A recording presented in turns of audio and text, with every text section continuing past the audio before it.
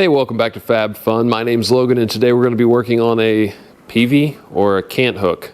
Not sure which one I'm going to make yet, but it's our 200th video, so to celebrate that, we're going to fabricate something and have a little fun doing it. Stay tuned.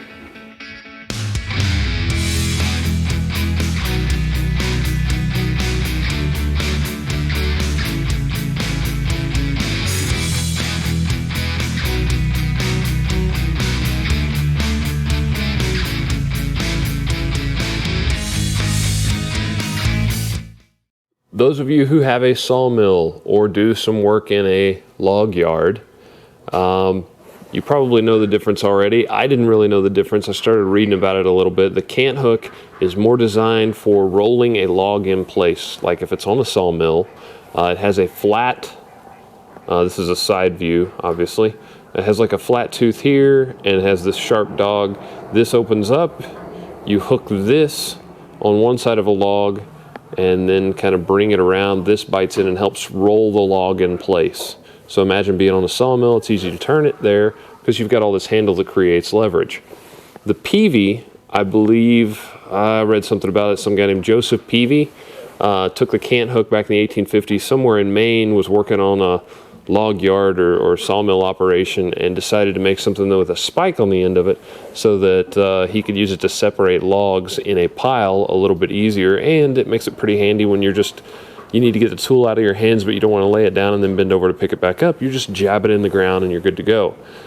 My understanding is the Peavey typically has a larger hook on it, and the CANT hook is good for small and medium-sized logs, just the way they're typically designed. But I don't think there's really any rules. Forgive me if I'm wrong, if this breaks some kind of sawmill or logging orthodox here, but why can't I combine the two? So because most of the stuff that I do does not include very large pieces, I would say the biggest diameter of any tree on my property is probably about 25 to 28 inches, maybe 30, I don't know. I could use a wooden handle. I don't need it to be super long to get the leverage, so I can use wood. This is not, I don't even know what this is made of. This is poplar dowel. That's not going to be super strong. Or I can use some of this pipe.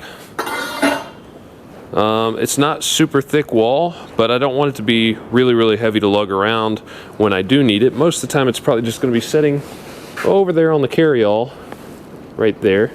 I've got the hookaroon, pickaroon, whatever. And on the other side I could add this. Probably go with the pipe, not sure yet. This would give me a place to weld everything that I need. Then I'm thinking about using a bolt, sharpening that, well, welding it on here, sharpening it up and make a spike. And then I will have my grip to be able to turn it. I will just need something to be able to put the hook on. So I'll have to weld a little tab here with a hole on it, and it would need, again, that hook piece. I'll have to come up with some scrap material and design that. I'm kind of excited. I don't think it has to be real scientifically precise or anything, but we'll play with it and see what we get.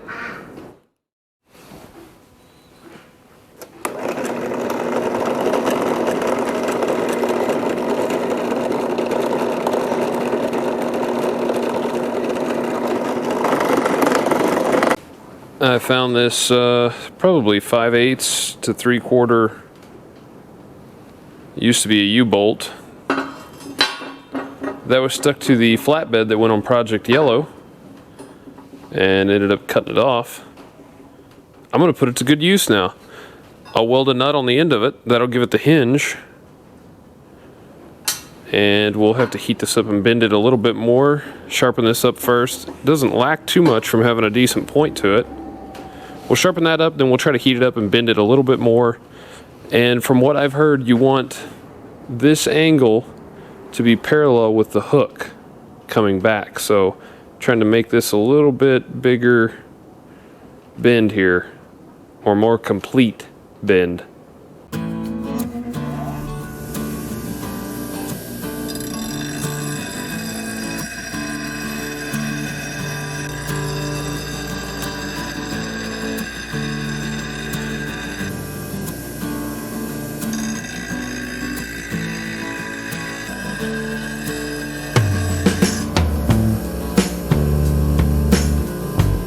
Now I don't know if I'll be able to bend this very well with a little bit of MAP gas. We'll find out. Never tried to bend anything like this. Heating it up alone. I've seen lots of people do it. We'll see what happens.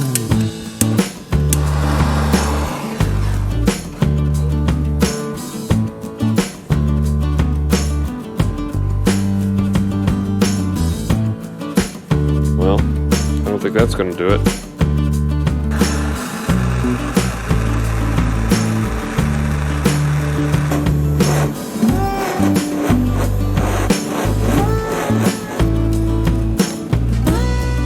It's just not getting hot enough.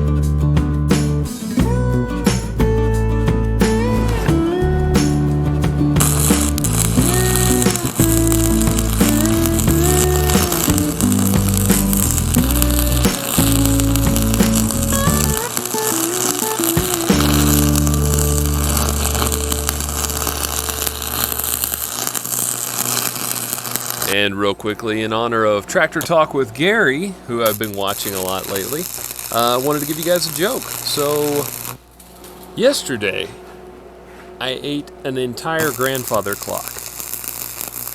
It was really time consuming. And I went back for seconds.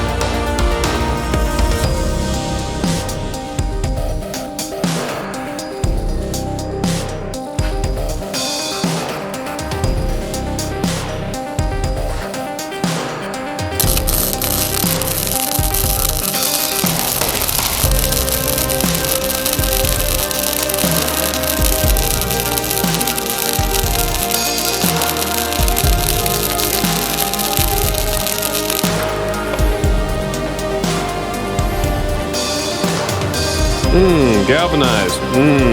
Smells good.